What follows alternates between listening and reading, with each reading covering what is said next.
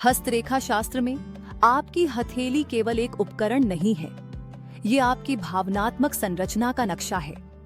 आज हम जानेंगे जल रेखा, जिसे आमतौर पर हृदय रेखा कहा जाता है।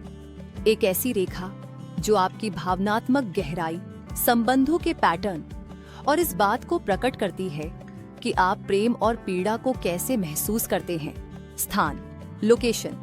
हृदय रेखा हथेली के ऊपरी भाग में उंगलियों के ठीक नीचे क्षैतिज रूप से चलती है। यह आमतौर पर मरकरी, छोटी उंगली या गुरु, तर्जनी उंगली के नीचे से शुरू होती है और हथेली को पार करते हुए गुरु पर्वत या शनि पर्वत के नीचे समाप्त होती है। यह कोमल रेखा आपके भीतर की भावनात्मक लहरों को दर्शाती है। आपका प्रेम, आपके टूटे हुए रिश्ते और आपकी आंतरिक भावनात्मक संतुलन। प्रतिनिधित्व, व्हाट इट रिप्रेजेंट्स। हृदय रेखा दर्शाती है भावनाएं, आप भावनाओं को कैसे महसूस करते हैं और व्यक्त करते हैं। प्रेम और संबंध, आप किस तरह संबंध बनाते हैं और भावनात्मक रूप से जुड़ते हैं। भावनात्मक स्वास्थ्य, आपकी सहनशीलता, संवेदनशीलता और उतार चढ़ाव को संभालने की क्षमता। जीवन पर प्रभाव, इम्पैक्ट ऑन लाइफ। हृदय रेखा यह तय करती है कि आप दूसरों से कैसे जुड़ते हैं, प्रेम में, मित्रता में या आध्यात्मिक स्तर पर। एक स्पष्ट और मजबूत रेखा इंगित करती है कि आप खुले दिल वाले हैं, भावनात्मक रूप से सशक्त हैं और संतोषजनक रिश्ते बना सकते हैं। अगर यह रेखा टूटी फूटी या फीकी हो तो यह भावनात्मक अस्थिरता, अंतरंगता का भय या अधूरी भावनात्मक पीड़ा को दर्शा सकती है।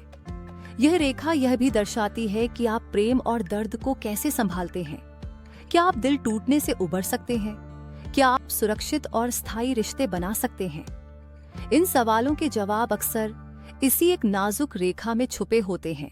भावनात्मक शैली और निर्णय, emotional style and life decisions.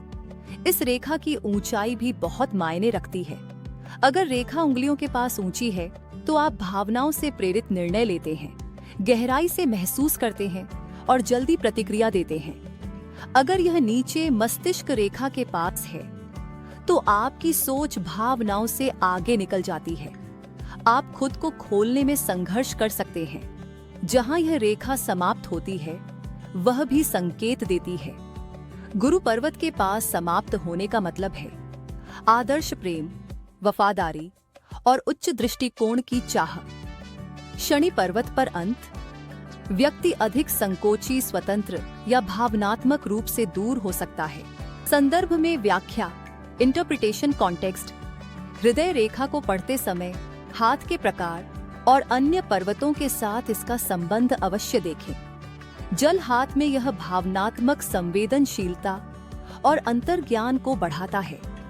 वायु हाथ में यह भावनात्मक संवाद को बढ़ावा देता है, पर गहराई में कमी हो सकती है।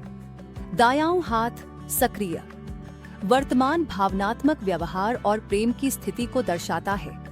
बायां हाथ निष्क्रिय, जन्मजात भावनात्मक प्रवृत्तियों और बचपन की कंडीशनिंग को प्रकट करता है। सहायक संकेत भी देखें। समृद्ध शुक्र पर्वत प्रेम, गर्मजोशी और आकर्षण को बढ़ाता है। प्रमुख चंद्र पर्वत भावनात्मक अंतर्दृष्टि और रोमांटिक कल्पना को दर्शाता है। समापन, क्लोजिंग।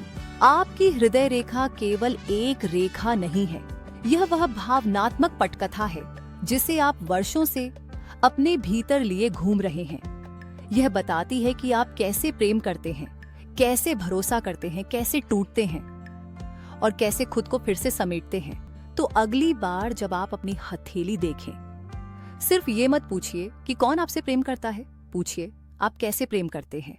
और उससे भी महत्वपूर्ण, क्या आप खुद से प्रेम कर सकते हैं? अगर इसने आपको खुद को समझने में मदद की तो इसे लाइक करें, किसी ऐसे इंसान के साथ साझा करें जो दिल की बात हाथ में लेकर चलता है। और ओकल्ट सैंक्टम को सब्सक्राइब करना न भूलें। यहाँ आपकी हथेली रहस्य नहीं छुपाती, वो उन्हें प्रकट करती है। Occult sanctum.